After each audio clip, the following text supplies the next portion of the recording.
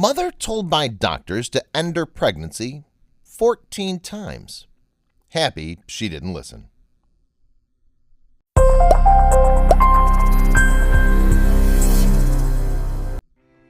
Desperation is a curious thing. It can cloud our judgment, make us crazy, illogical, or emotional. But sometimes it can be the very thing we need to make our dreams come true. Or at least, that was the case for Kira Meldrum. Kira, a 20-year-old woman from England, wanted a child more than anything in the world. After losing 4 babies in pregnancy in her past, she was willing to do whatever it took to be a mother. When she got pregnant again, this time it felt right. Nothing was going to stand in her way. Well, except for the doctors who all advised her 14 times to terminate her pregnancy. They weren't being negative. Her baby was simply in critical condition. When Kira first discovered she was pregnant, it was July 2018, and as we mentioned before, she had just suffered 4 miscarriages in a period of only 2 years. After 12 weeks of being pregnant, the doctors scanned her, and at first everything seemed to look really great. 8 weeks later, however, that's when things started taking a turn for the worse. The doctors realized the baby's stomach was filling up with fluid and it wasn't looking good. The doctors called it grade 3 severe ascites, and it was located in the baby's bowel. A steady buildup of fluid had materialized between the 2 layers that align the stomach. And according to the medical professionals, this meant her baby was in danger. They advised her at that moment to terminate the pregnancy. But Kira wasn't having it. She'd waited too long and gone through too much hardship and pain to give up now. But even though Kira made the decision to keep her baby at that time, that didn't mean it was easy for her. In fact, she felt physically ill when they told her baby wasn't well. The way Kira got through it was by telling herself that her little girl was a fighter and that she was going to survive the whole thing. There was no way she was going to abort this child, and she was going to do anything she could to protect her. Kira continued to go into the hospitals for frequent scans throughout her pregnancy.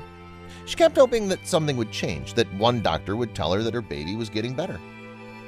But at every meeting, things only seemed to get worse, and her heart would shatter every time.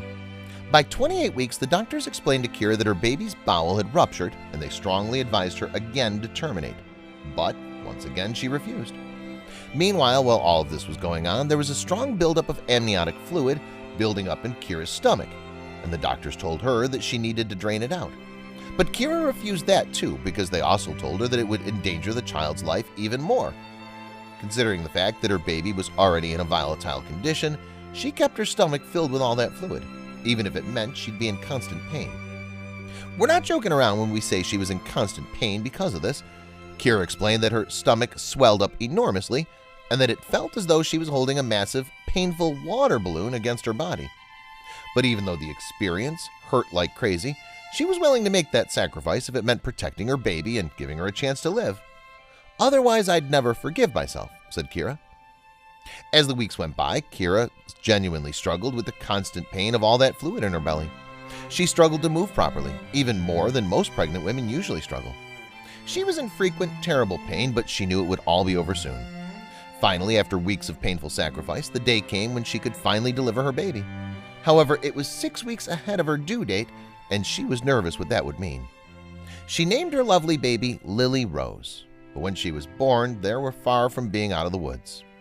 The first thing Kira listened for when she was born was a loud cry, but the cry didn't come, and Kira started to get extremely nervous. Her heart had been broken way too many times before, and she started fearing the absolute worst. Those few moments felt like a lifetime, but finally, after what felt like forever, she heard this little scream. When she finally heard her baby cry, a huge wave of relief and emotion washed over her.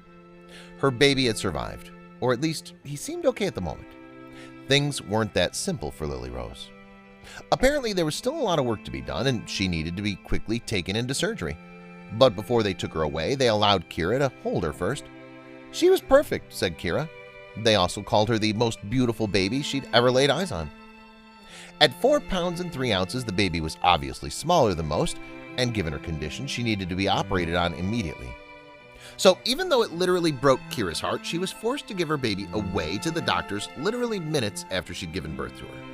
However, she was also terrified of losing her, so she knew that it was all for the best, and that the doctors would do their best to save her life.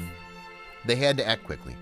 Lily Rose was promptly transferred to another hospital, where she was then placed into a highly complex surgery procedure which involved them opening up her stomach and finding her bowel. They discovered that it had split in half, and one of the halves was wrapped around a blood vessel. Then they connected these two halves with tubes and added a stoma bag. And just like that, this complicated surgery was completed. But just because they'd completed the surgery didn't mean they were successful. This was sort of unprecedented territory, and they weren't sure if everything was going to work. They monitored Lily Rose heavily over the next 8 weeks, carefully noting everything that was going on. Kira, meanwhile, said that her baby looked so tiny inside the incubator with all those wires around. She knew that that was where her baby needed to be, but all she wanted to do was hold her tightly. Kira had been waiting for months to finally meet her baby girl, and now that she was born, she wasn't even able to hold her in her arms. It was devastating, she said. Any mother who's ever given birth can understand how hard that must have been, but it was all for the best. Finally, it was time to see if the first surgery had worked, and if so, to move on to a second surgery. By this point, Lily Rose was 6 weeks old.